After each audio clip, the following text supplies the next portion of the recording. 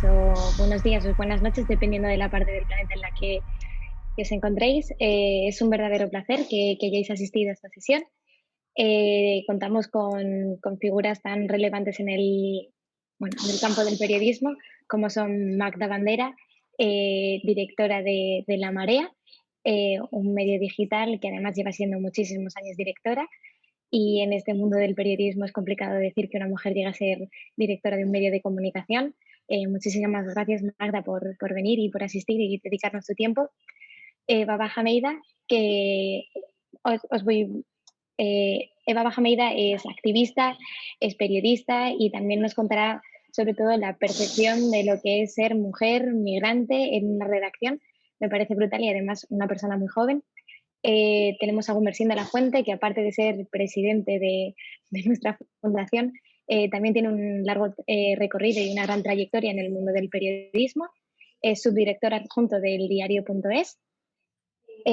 Tengo también a Dani Domínguez, periodista, también trabaja en La Marea, tiene un montón de seguidores en Twitter, la gente lo adora y también es un gran amigo. Y también Javier Genitz, periodista, comenzó sus inicios en la fundación, ha hecho gran trabajo de periodismo en los Balcanes y sobre todo, bueno, le gustan mucho los temas más innovadores de qué manera podemos contar los nuevos relatos que van saliendo en nuestras realidades de maneras también distintas y también es un gran amigo. Así que nada, os diría y os pediría que si queréis hacer una pequeña introducción de vuestra trayectoria profesional para que aquí los espectadores puedan conoceros un poquito, pues maravilloso y ya empezamos con el tema de las preguntas y el debate. Que empiece Dani, que eso de que todo el mundo le adora me deja un poco desconcertada, porque lo mío es el rigor y todo el mundo no le adora, ¿eh? Todo el mundo no le adora. A ver, Entonces, que aquí dicho me esto, la habéis yo sé liado yo soy muchísimo a una mí. de las personas que le adoran. Bueno, yo creo que más que trayectoria es decir que de repente encontrarte como representante de los viejos, Sindo, asúmelo que somos de los veteranos, pues no sé cómo hemos llegado hasta aquí a ser veteranos. Yo me veía joven o pringada en una redacción, que es el estado natural en el que se empieza, ¿no? Entonces, trabajar ahora con gente como Dani y ver cómo ha evolucionado todo esto, ¿no? Desde que empieza, a mí se me ha quedado un poco de espíritu de becaria, de hacer breves, de hacer la agenda en La Vanguardia. No lo olvido, o sea, me tocó el Santoral y me sigo acordando de todos los santos, Dani lo sabe, que de vez en cuando felicito a algún santo. Y bueno, ha sido una trayectoria por redacciones muy diferentes, desde la de Público, la de La Vanguardia, haciendo colaboraciones para medios grandes, pero también como freelance muchos años, ¿no? Entonces eso sí que te permite ir viendo pues diferentes formas de hacer el periodismo, de entenderlo y de sufrirlo, ¿no? Yo creo que con eso está resumido. He sufrido mucho el periodismo y me sigue gustando mucho. Da igual donde lo ejerzas, pero creo que sigue siendo importante hacerlo. Pues sí, hombre, yo creo que soy, sin duda ninguna, el más veterano de esta reunión, pero como soy un poco inconsciente, me sigo sintiendo por la mañana antes de mirarme al espejo muy joven. Probablemente, si no fuese así, no podría trabajar en este oficio, que es un oficio estupendo, pero al mismo tiempo estamos en muchos momentos del día enfadados por haberlo elegido, ¿no? Pero bueno, porque, porque es muy traicionero, es muy atrayente y al mismo tiempo es muy absorbente y te da satisfacciones, pero también yo creo que vivimos en un permanente estado de ansiedad y de sentir que somos incapaces de hacer lo que queremos realmente con nuestro trabajo o de surtir los efectos que se supone que nuestro trabajo debería tener. Pero en todo caso, bueno, sí, yo he trabajado también en muchas redacciones muy diferentes, en medios muy grandes, en algunos muy pequeños o muy innovadores. Bueno, la verdad es que me he divertido mucho trabajando en este oficio y es lo que siempre me gusta transmitir a la gente que está empezando, incluso a los que están estudiando, que tengan, bueno, la sensación de que a pesar de que las cosas no son fáciles, las cosas son posibles y ser periodista es una de las profesiones más apasionantes que se pueden tener. Tiene tiene sus durezas, pero tiene también sus recompensas. Y yo ahora mismo me muevo en una redacción extremadamente joven, probablemente duplico en edad a la mayor parte de la redacción, salvo algunas excepciones, y sí que a veces pues te sorprende, dices, joder, ¿cómo he llegado hasta aquí? Y no tengo un super despacho en un gabinete de comunicación de una gran compañía eléctrica, pero realmente porque no lo quiero. Y me pasa seguramente como a Magda, nunca me ha interesado eso. Siempre me ha interesado estar en la parte más activa, más interesante y más divertida del oficio, y jamás se me ha ocurrido por la cabeza pasar ninguna frontera que me apartase de lo que entiendo que es el periodismo, ¿no? Y en ese sentido, pues me apasiona también estar rodeado de gente joven y poder intentar, en la medida de mis posibilidades y de mi capacidad, intentar, bueno, pues a echar una mano en el sentido de que la gente joven que trabaja, ¿no?, alrededor de los veteranos, pues se les pueda pegar algo de lo bueno que podamos tener, cosa que en algunas redacciones no ha sucedido en algunas épocas, pero que en otras sí pasaba. Y cuando tenías cerca a alguien que te ayudaba a comprender este oficio, que te ayudaba a aprenderlo, porque es muy importante saber que este oficio no se puede estudiar en ningún lado. Y fijaros que lo que está ocurriendo con la pandemia, yo creo que Magda en tu redacción seguro que está pasando algo igual, es que gente que, bueno, que estaba en un nivel profesional determinado al inicio de todo lo que estaba ocurriendo, al enfrentarse a un asunto tan enrevesado, tan delicado, que afecta a nuestra vida profesional, pero también afecta a nuestra vida personal de una manera muy radical y muy íntima. No es una noticia en la que nosotros no somos protagonistas, solo la contamos. No, es que la estamos contando. Es la noticia probablemente más importante que hemos tenido entre nuestras manos a nivel global en nuestra vida, y al mismo tiempo la estamos sufriendo nosotros mismos y nuestra familia y nuestros hijos si los tenemos, o nuestros padres o nuestros abuelos, ¿no? Y yo estoy viendo cómo en estos meses, que ya son muchos, porque esto empieza en febrero, y muy singularmente o de manera más profunda en marzo, estos redactores que ya eran buenos, o estas redactoras que ya eran buenas, en pocos meses han pegado un salto profesional impresionante. O sea, han adquirido una madurez que no tenían. O sea, tenían talento, tenían frescura, tenían muchas virtudes, pero han hecho en unos meses lo que a lo mejor les habría costado en una circunstancia normal, con suerte, 5 o 6 años. Digo con suerte porque si hubiesen tenido la suerte de estar en una frontera informativa que les permitiese madurar. Y esto es algo muy interesante y al mismo tiempo muy emocionante. Y ya cedo la palabra, que si no, a mí me tenéis que cortar, que me enrollo mucho, perdonadme. No te preocupes. Si os parece bien, vamos a empezar con el turno de preguntas que os quería hacer, y es básicamente, ¿creéis que envejecen las redacciones o envejece el periodismo? ¿Y qué te parece, Baba, si me contestas tú con tu experiencia en el país? Bueno, yo creo que yo veo a tanta gente joven y para mí el paso por la facultad era un sueño. Yo nací en un campo de refugiado y para mí estudiar en ciencias de la información y ver las clases tan llenas de tanta gente joven con ganas y formándose, pues yo creo que el periodismo no puede envejecer porque hay un relevo. Hay un relevo que yo creo que estamos quizás, la profesión está... Yo quiero pensar que están como cambiando de piel, ¿no? Que antes había un periodismo convencional, ahora viene algo nuevo que no sabemos lo que es exactamente, es muy precipitado deducirlo, pero sí que creo que estamos ante un cambio de paradigma y sí que todo lo que viene, desde luego, va a necesitarnos a nosotros, a las personas más jóvenes. Creo que además es un cambio que viene con la digitalización y bueno, a mí cuando veo que al intentar contestar un poco a esa pregunta, yo creo que que las redacciones quizás han envejecido, o sea, o hay más personas más mayores, pero porque los jóvenes estamos en una situación de mucha precariedad. Entonces, al final, hay una figura que se está consolidando en muchos medios en todos los medios de comunicación, que es esa figura del becario, esa figura del freelance eterno y precario.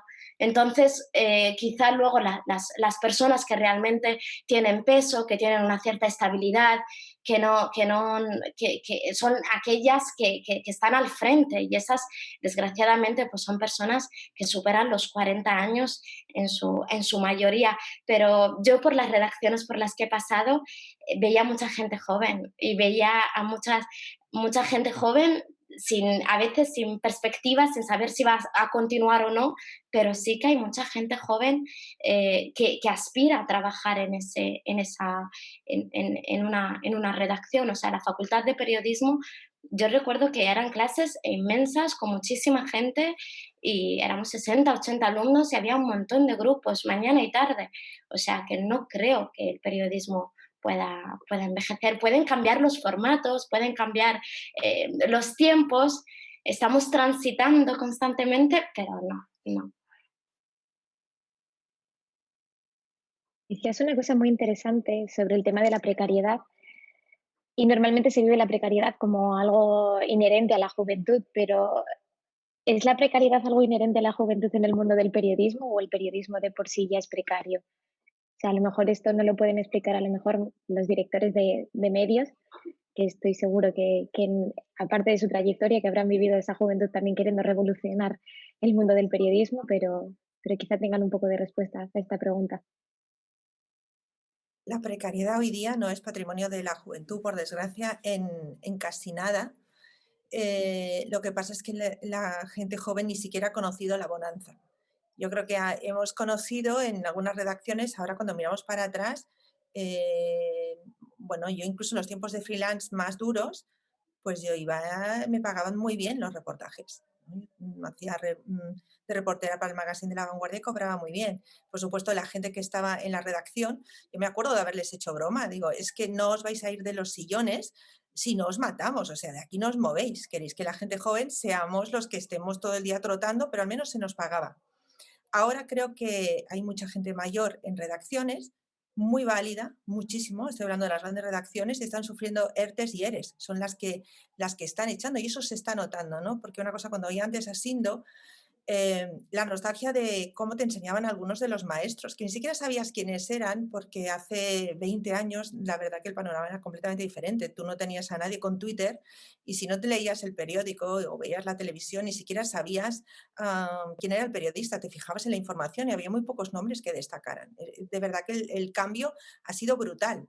Ahora tienes gente que está todo el rato ejerciendo de periodista marca, vendiéndose, dedicando una cantidad de tiempo a sus redes personales, que yo muchas veces, y ahora voy a hacer de periodista vieja, creo que a veces hay mucha gente más mayor, con más espíritu joven, en lo que yo entiendo de la curiosidad, del hacer calle, del bajarse, ¿no? A mí me sorprende mucho cuando algún periodista me propone un tema y me dice, un tema con 2 fuentes. Y yo digo, ¿pero qué quiere decir un tema con 2 fuentes? No sé, Sindo, si a ti eso te pasa, pero yo me horrorizo. O sea, yo digo, es que está recién salido de facultad y les exigen que tienen que tener al menos 2 o 3 fuentes. ¿Pero qué quiere decir 3 fuentes? Como si son 20, o a lo mejor encuentras la mejor fuente del mundo, que siempre es mejor que tengas dos, ¿no? Para contrastar un poquito, para ver, para entenderlo. Tienes que tener las fuentes que tú necesites, ¿no?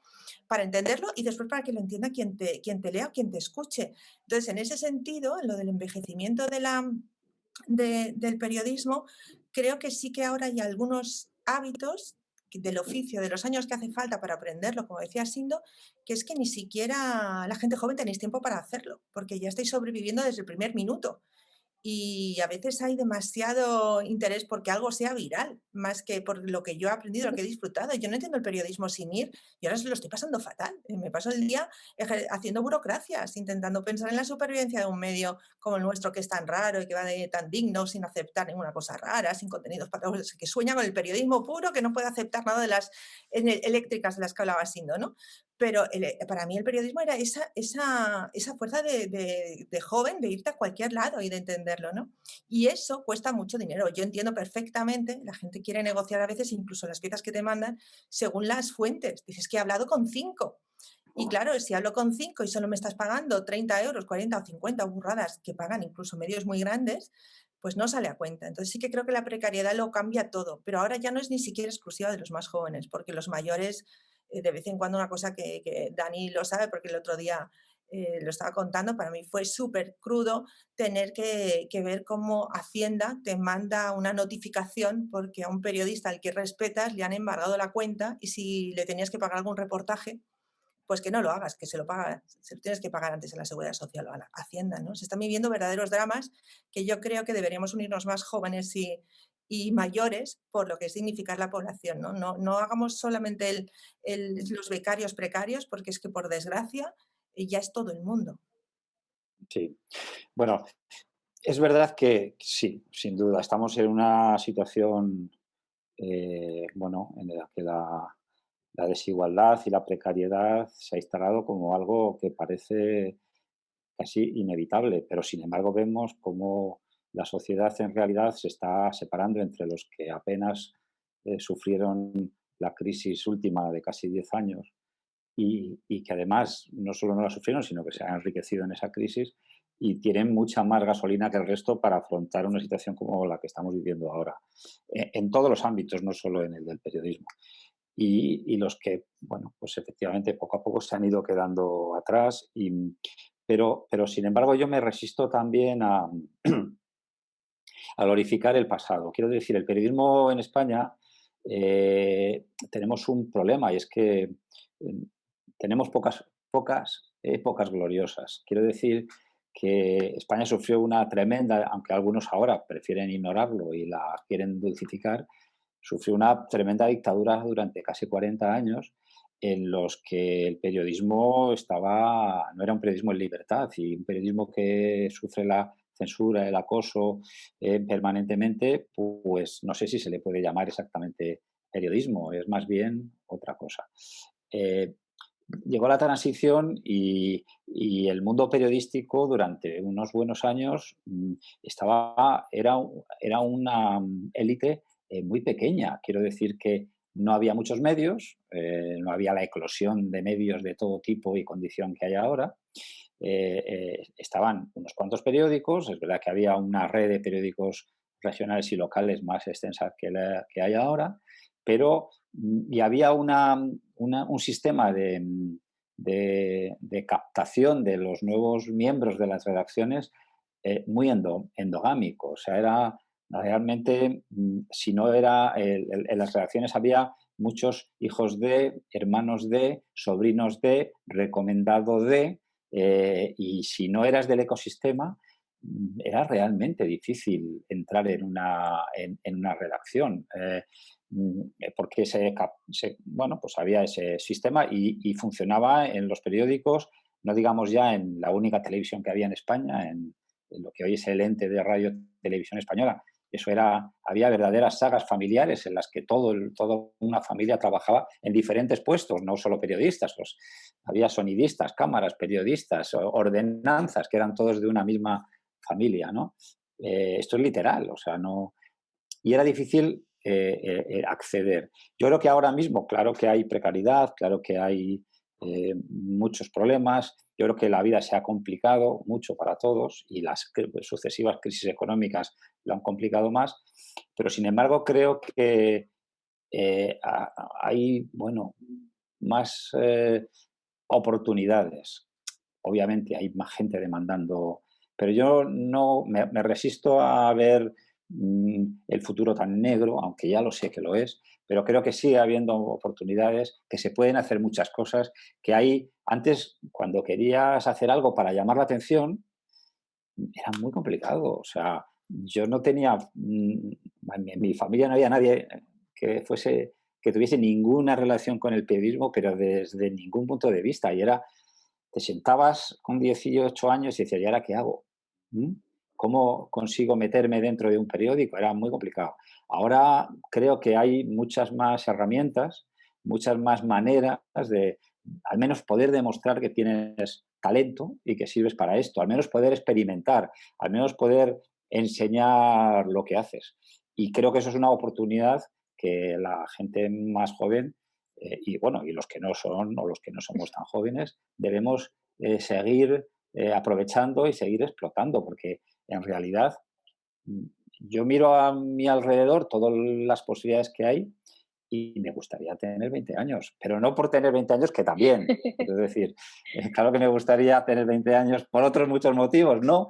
Pero digo, joder, si yo tuviese ahora 18, 20 años con toda... Uy, Celia Creo queda que hemos pillado. perdido a... se ha Ah, sí. congelado, quería volver Ay, atrás y ha conseguido sofisticada. congelarse. Sí. Ahora, vuelve.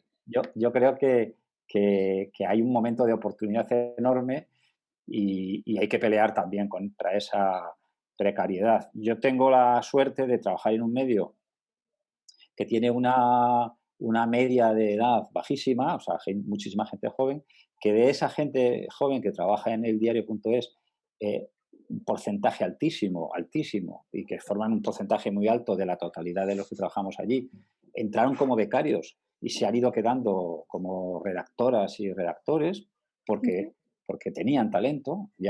Creo que la selección de becarios ya era un filtro interesante y bueno, pues la verdad es que, pues claro que hay otras redacciones pues, de periódicos más consolidados, más convencionales, como decía antes, que tienen, bueno, pues otros conflictos, ¿no? Digamos, que han vivido porque adaptarse al nuevo ecosistema de los ingresos digitales les está costando mucho y han tenido que hacer ERES, en los que, pues bueno, si un ERE no se hace bien, pues pierdes mucho talento y a lo mejor al final no te compensa. Luego resulta que ¿y ahora qué hago? ¿No?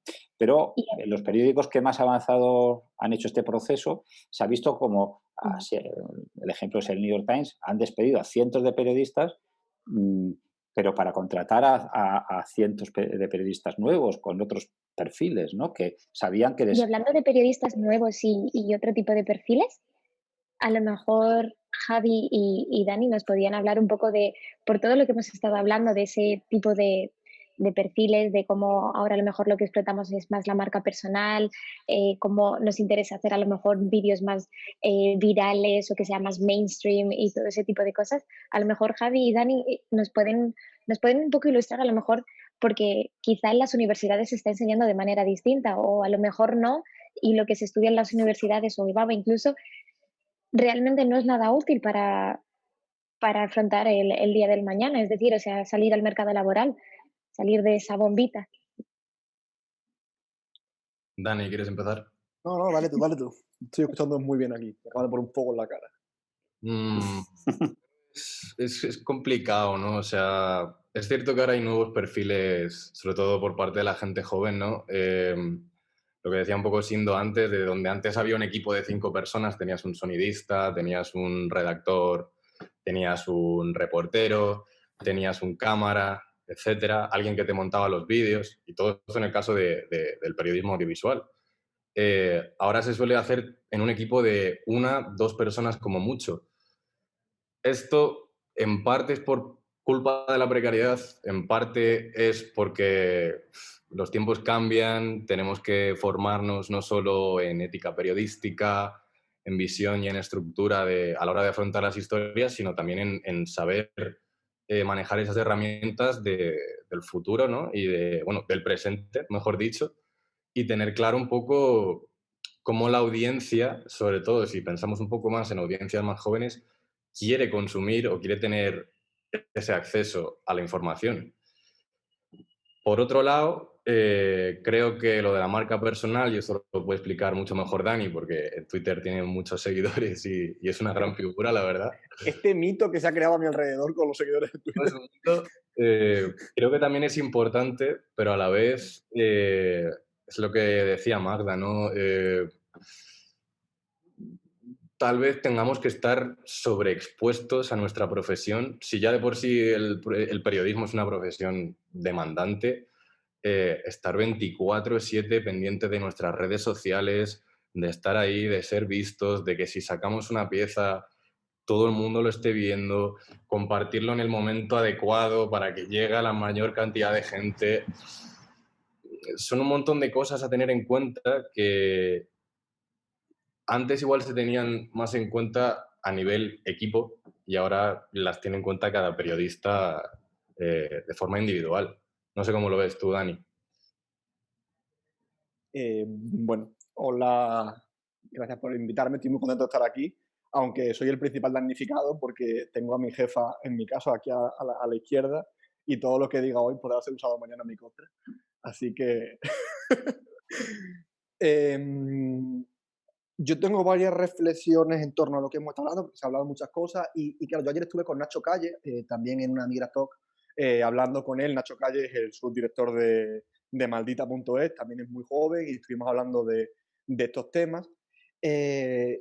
Y respecto al tema que hablaba Sindo, de la democratización a la hora de acceder bueno, a los medios de comunicación, yo estoy de acuerdo. Evidentemente la democratización ahora es mucho mayor que la que podría haber antes, donde arrastrábamos esta losa de la necesidad de ser hijos de o venir de alguna familia con contacto que te permitiese situarte en un puesto de relevancia o simplemente acceder por la puerta a una redacción. Y es verdad que esa barrera en parte se ha roto, pero es verdad que seguimos teniendo una cantidad de cribados a lo largo de nuestra vida que es muy grande. El primer cribado, evidente, es el que te viene de nacimiento. Depende de dónde nazcas, sea tu padre, sea quien sea tu madre, quien sea, tus abuelos, cualquiera. El segundo cribado viene con 18 años, si es que entras con esa edad en una carrera universitaria. No es lo mismo, evidentemente, hacer la carrera universitaria, en mi caso, yo no la hice en Badajoz, pero bueno, ahora que han puesto periodismo en Badajoz, en una universidad como la de Badajoz, hacerlo en Madrid, y lo que supone venirte a Madrid pagando la vida en Madrid, o incluso ya mucho más allá, pagar una universidad privada, con lo que supone cada año pagar una universidad privada. No acaba ahí el cribado, sigue durante esos 4 años, evidentemente. No tiene las mismas posibilidades quien se tiene que tirar todos los días 6 horas, 8 horas detrás de la barra de un bar, porque su familia no se puede permitir pagarle lo que cuesta vivir en una ciudad y lo que cuesta hacer una carrera, y tiene que hacerlo con su propio trabajo. No tiene las mismas posibilidades que quien tenga todo ese tiempo para ya sea estudiar, ya sea estar de becario en un sitio donde está pagando 300 euros o cualquier otra cosa. Sigues haciendo un máster. No es lo mismo hacerte, si te lo puedes permitir, no es lo mismo hacerte un máster en una universidad pública que hacértelo en una universidad privada o en un medio de comunicación, muchos de los cuales ahora te están exigiendo que hagas su propio máster de 12.000 euros para optar a un puesto de becario en su propio medio de comunicación. Entonces, al final, el cribado hace que permitan llegar a unos pocos. Evidentemente, y el caso de las personas que estamos aquí ahora mismo habla de esa democratización. O sea, más o menos os conozco un poco, no creo que ninguno vengáis de grandes familias con apellidos ilustres que os permitan estar donde estáis ahora, pero es verdad que los cribados son muchos y que muchísima gente con muchísimo potencial y muy buena se queda por el camino porque no tiene esas posibilidades de llegar pues a eso. Nacho hacía la reflexión y se la robo ayer. Ya no es tanto si hay jóvenes en la redacción, que evidentemente los hay, es qué jóvenes se pueden permitir ahora mismo llegar a una redacción y aguantar un tiempo en esas redacciones. Sí, eso es así, a nivel Dani, económico como a nivel personal. Eso es así, pero eso es igual para muchas profesiones. Es decir, estos días lo estamos viendo con todo el tema de los jueces y los fiscales, ¿no? Y estamos viendo que son carreras de jueces y fiscales en las que son extremadamente conservadores. Y uno de los motivos precisamente es porque para ser juez o fiscal es el dinero que hay que tener para estar X años estudiando una carrera, X años preparando unas oposiciones y tal, pues evidentemente hay unos filtros de clase brutales, ¿no? O sea, salvo a personas extremadamente inteligentes y con una vocación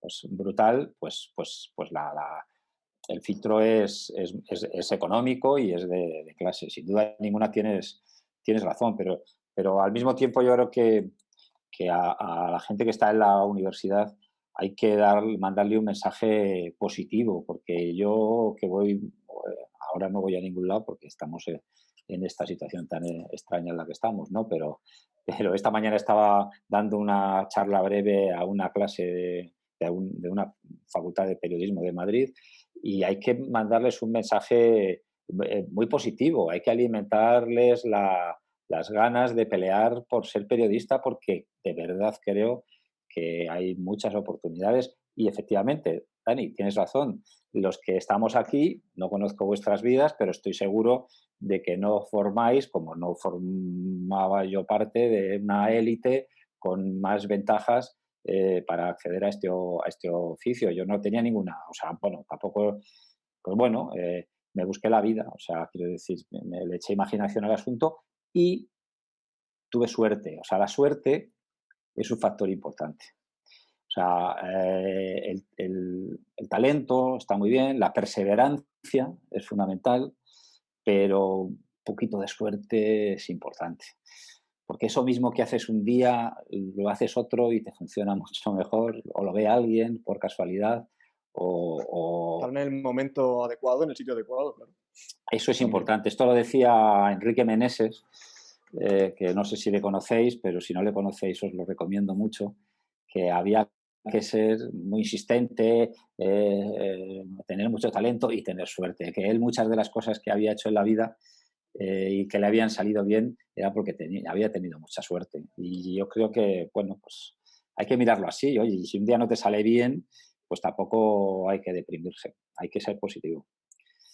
Y es verdad que estamos en una situación muy complicada y que al llevar un medio como el que lleva Magda es heroico, es una cosa que tiene muchísimo mérito y bueno, pues seguramente es más fácil hacer periodismo, si es que se puede llamar periodismo, de otro tipo, que este es otro problema sobre el que sí estaría bien también que reflexionásemos, ¿no? Cómo eh, todo esto que está pasando, que la tecnología tiene mucho que ver, está permitiendo o ha abierto el panorama de lo que es periodismo y lo que no es, de lo que es un medio y lo que no es, de lo que es mera comunicación y lo que es solo periodismo, que son cosas extremadamente diferentes. Siempre ha habido un periodismo ideológico, pero una cosa es periodismo con ideología y otra cosa es mera propaganda o agitación política. Y estamos ahora mismo admitiendo que es periodismo herramientas que son de pura agitación política. Y yo creo que eso también los periodistas, bueno, pues tenemos que reflexionar sobre ello, porque si no reflexionamos nosotros, os aseguro que nadie lo va a hacer, porque todo el mundo quiere manejarnos. Entonces, una de las preguntas que podríamos plantear con todo lo que acabas de comentar, Sindo, es ¿el papel del periodista es activista o es periodista? Es decir, ¿de qué manera podemos llegar a retransmitir las cosas El periodista sin tiene que llegar a ser ser activo, tiene que ser activo. activo o activista? No, lo que pasa Entonces, es que el periodista no es un activista es otra cosa, con todo el respeto para los activistas. No, Lo que sí, pasa sí, es que sí. hay algunas cosas que hacen o que podemos hacer o que debemos hacer los periodistas que pueden formar parte o que pueden parecerse. Y luego hay otra cuestión, hay determinados temas en los que los periodistas no podemos ser neutrales. Y Sí, o sea, quiero decir, y- es que la equidistancia, esta que a veces te piden, es una trampa. es No hay, o compleja. sea, yo si un señor de Vox emite un discurso que va contra lo más fundamental de los derechos humanos y de mis creencias sobre la libertad colectiva e individual, pues no estoy dispuesto a darle el mismo nivel de representación y de voz, aunque tenga 52 diputados, que se lo doy a alguien que defiende normas básicas de convivencia. Lo siento. Quiero decir que estamos también en un momento en el que creo que tampoco debemos caer en la trampa de la equidistancia, pero bueno, me interesa mucho vuestra opinión, que siempre ya sabéis. Sí que os tengo que recordar todo el cariño del mundo y Shalini, ¿puedo comentar algo sobre esto? sí, sí, sí. Lo único que quería comentaros es que nos quedan 20 minutos y sí es cierto que a lo mejor, o sea, siendo es la persona más sabia ahora mismo y No, con no, más es un experiencia hablador nada por más. tema de edad, seguramente. Hablar vosotros, por favor. pero sí es cierto que creo que con el tiempo sería perfecto escucharte a Eva y también a Magda, en plan que se pronunciasen. Bueno, yo sobre esto, no sé, Magda y Sindo, pero bueno, a mí, yo tengo, por ejemplo, un problema y es que yo soy saharaui, soy mujer, soy refugiada, entonces a veces diversa, esa etiqueta también, entonces a veces es como que hablar del Sáhara o hablar de los derechos de las mujeres parece como ser activista, pero ¿en qué mundo vivimos? O sea, muchas veces hago y desgraciadamente intento siempre explicar o advertir, oye, casi prefiero que no me llames activistas porque no lo soy, pero sí creo que es cierto que vivimos en una sociedad donde el periodista tiene que ser muy consciente de lo que es la Declaración de los Derechos Universales. O sea, hay unas líneas rojas que yo creo que no se pueden cruzar y en esto sí que creo que tenemos que ser firmes y ese también creo que es nuestro papel y nuestra responsabilidad, porque al final los medios construimos opinión y tenemos una responsabilidad con la opinión pública y tenemos, o sea, yo creo que para mí la barra de medir son los derechos fundamentales, son los derechos humanos. Y parece que cuando una persona destaca por comentar una cosa de temas de mujeres o parece que ya no es otra cosa, ya no es periodista. No, no, es que los periodistas también nos corresponde esto. Es que yo como periodista tengo que la obligación y tengo de especializarme o de comentar algunos temas, pero tengo la obligación de hacerlo. Tenemos la obligación de cuestionar la sociedad en la que vivimos y tenemos también la obligación de llamar si un político hace comentarios xenófobos, racistas, machistas, de llamarle por su nombre y no por eso somos ni activistas o no somos profesionales dentro del periodismo.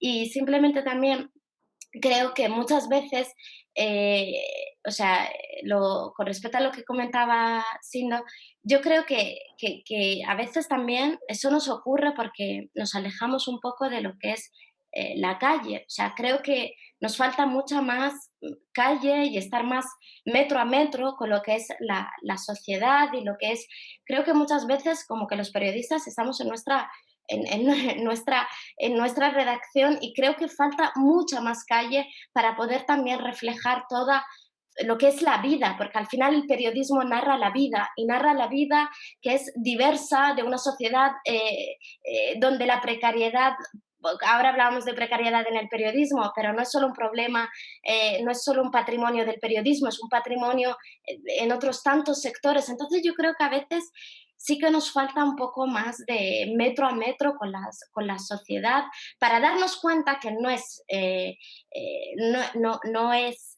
raro, ¿no?, que contemos una historia. Quedan muchas historias que nos han contado, hay muchas historias que nos han narrado.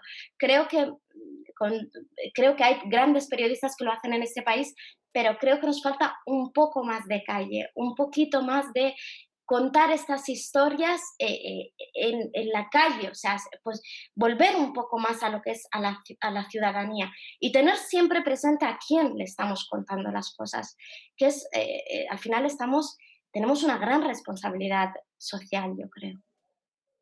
Estoy Totalmente muy... de acuerdo, Magda. No, me refiero, iba a comentar que Magda también había hablado antes y que sí podía pronunciarse.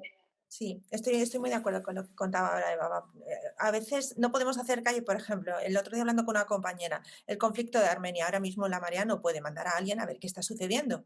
Pero ya solamente la curiosidad, en vez de estar mirando en tus redes sociales todo el día en Twitter, a ver qué retuiteas, a ver qué ingenioso eres, te bajas que hay frente a la embajada turca unas cuantas personas que se están manifestando y hablas con ellas y algo te van a contar, ¿no? Esa cosa que antes creo que era más común. Yo, por ejemplo, viajar a los campamentos, yo no podía seguir leyendo sobre el Sáhara, la gran, bueno, no quiero venirme ahora como activista, ¿no? Es decir, pues me voy a los campamentos y algo veo, sabiendo que viéndolo en una semana me voy a venir con unas impresiones, pero ya me van a cambiar mucho y me van a abrir el apetito para saber más, ¿no? Yo me arruiné, de hecho, la primera vez de las veces, bueno, digo arruiné como si alguna vez hubiera sido rica, ¿no? Pero aún estar peor, porque, por ejemplo, hice un libro sobre posguerras, me interesaba el punto de vista de los malos, ¿no? Entonces, cuando me iba a Serbia, que era la gran mala en los Balcanes, aquí Javier, de todos estos temas te interesarán, ¿no? Pues claro, la primera vez que iba venía con más preguntas, tenía que ir una segunda vez, o sea, duplicaba todo y no te duplicaban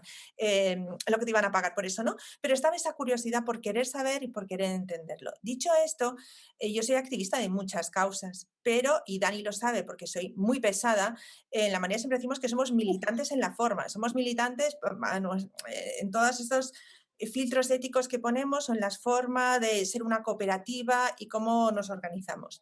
Nada recomendable si se quiere vivir con tranquilidad y comer todos los meses, pero no podemos ser militantes en lo que hacemos. O sea, ahí hay que ser periodistas porque además es mucho más útil, ¿no? Había gente al principio que querían que hiciéramos contrainformación. Perdón, primero contrainformación ya significa que alguien está informando y tú estás a la contra y siguiendo su agenda. No. Por ejemplo, con los temas de la ultraderecha hemos tenido muchos debates. Tenemos que estar siguiendo cada una de sus locuras, cada una de las cosas que consiguen invadirlo todo y quitar el espacio que construye. A mí me gusta más construir que ser positiva. Yo no soy muy positiva, yo soy muy, venga, a ver, tanto un poco de guerra, ¿no?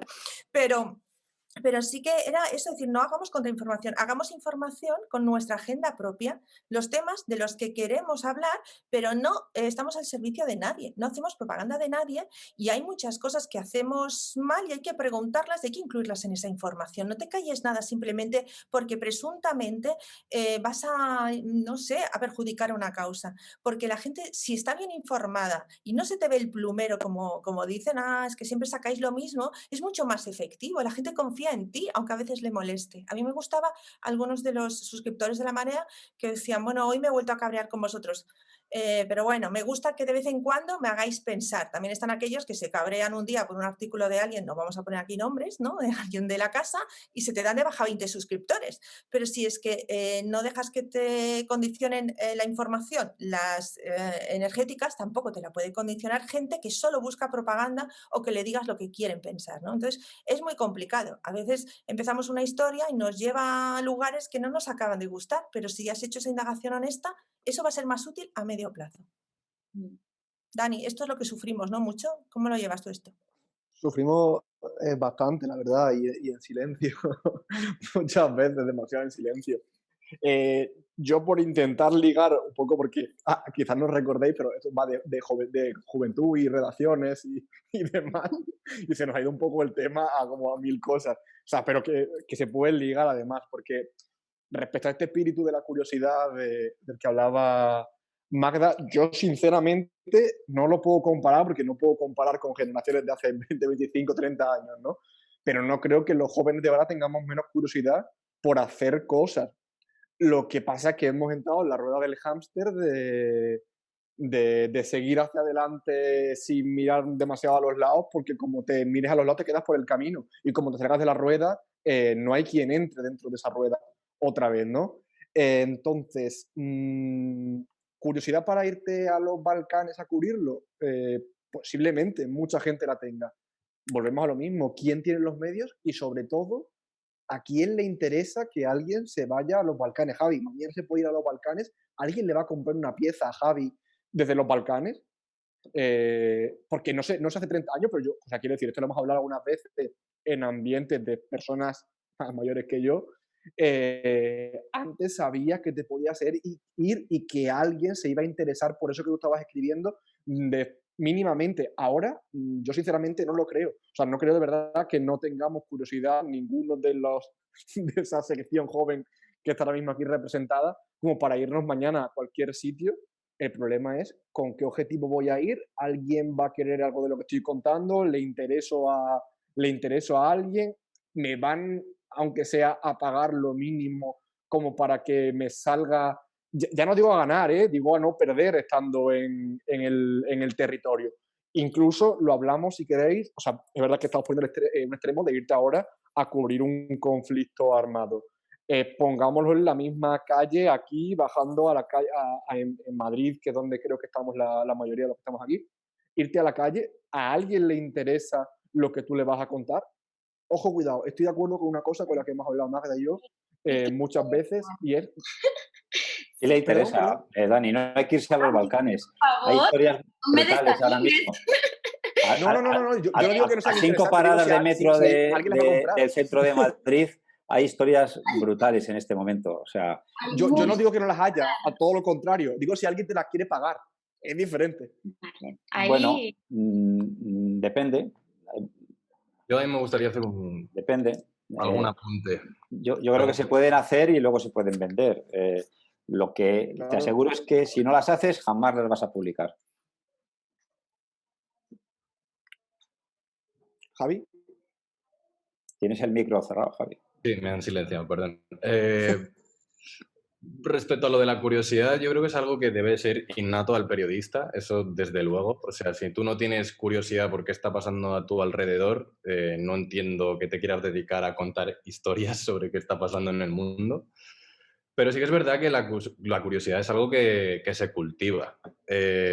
Y muchas veces se cultiva desde la formación en la facultad. Y yo, que he salido de la facultad hace escasos meses, puedo contar desde mi punto de vista que en la facultad en la que he estudiado yo, que ha sido la Complutense, no se nos enseña a perseguir estas historias, no se nos enseña siquiera a mirar el mundo. Y es algo que, bueno, tú tienes que mirar por tu cuenta. Y yo, por ejemplo, en el caso de los Balcanes, por ejemplificarlo, he tenido la suerte de eso.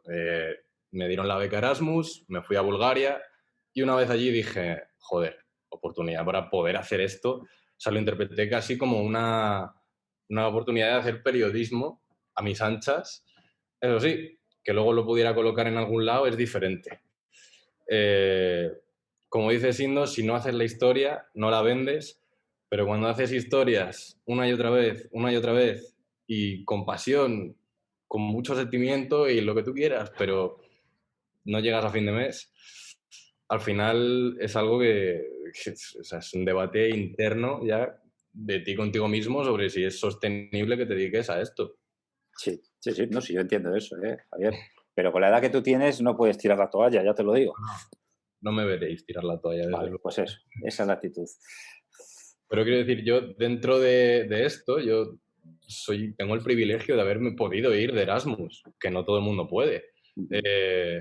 Y hablando de privilegio, quiero, enlazando un poco con lo que estábamos hablando antes, igual es un poco cambiar de tema, respecto a lo que decía Evaba y debatíamos sobre activismo y periodismo, yo creo que son cosas muy diferentes. Creo que hay activistas que pueden ser periodistas, pero no creo que un periodista por defecto tenga que ser activista. Yo creo que nosotros tenemos que buscar la verdad de las historias, intentar ser equitativos a la hora de incluir puntos de vista. Y creo que hay algo que es súper importante y es que seamos honestos con, uno, el punto de vista desde el que contamos la historia y dos, con nuestro propio, o sea, ser conscientes del privilegio que tenemos. No es lo mismo que Evaba cuente una historia a que yo decida contar esa misma historia, porque nuestro trasfondo es súper diferente, incluso no solo la forma que tenemos de percibirnos a nosotros mismos como agentes que hacen historias, sino la presencia que tenemos en los círculos en los que se desarrolla la historia que pretendemos cubrir es muy diferente. Entonces creo que la honestidad desde ese punto de vista es esencial para que la audiencia también tenga suficiente contexto para saber de, bueno, vale, hay medios que se tildan de una ideología, medios de otra, pero aquí está el periodista contándome el contexto desde el que ha abordado esta historia y sobre todo eso, yo creo que o sea, todos sabemos la típica historia de si alguien dice que está lloviendo y otra persona dice que hace sol, tu trabajo como periodista es sacar la mano por la ventana y comprobarlo. Estoy de acuerdo, pero creo que aparte de eso, y voy a enlazar con otra cosa que has dicho, Sindo, sobre la representación que se le da a ciertos agentes de nuestra sociedad en el periodismo, creo que es necesario que contemos que A dice una cosa, B dice otra cosa y la realidad es esta. Uno está mintiendo o no, hay que exponerlo. Pero de ahí a que nos posicionemos, pues posicionémonos con la verdad. Es decir, Y la ya, verdad es un concepto muy evanescente. sin duda alguna, pero bueno, volviendo ya, y ya termino con esto, lo de los derechos humanos es esencial. O sea, si estamos en el siglo XXI, estamos en el año 2020 y como sociedad hemos, quiero pensar, aceptado que hay X derechos, no le demos tanta representación a quien no acepta eso. Es una realidad. O sea, si estamos haciendo periodismo desde el presente, representemos la sociedad del presente, no volvamos atrás.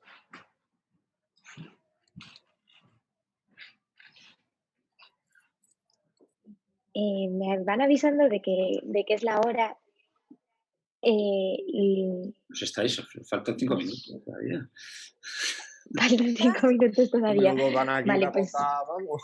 Oiga, cuidado, que me quieren robar 5 minutos la organización de portada. ¿Cómo sois, de verdad, en portada?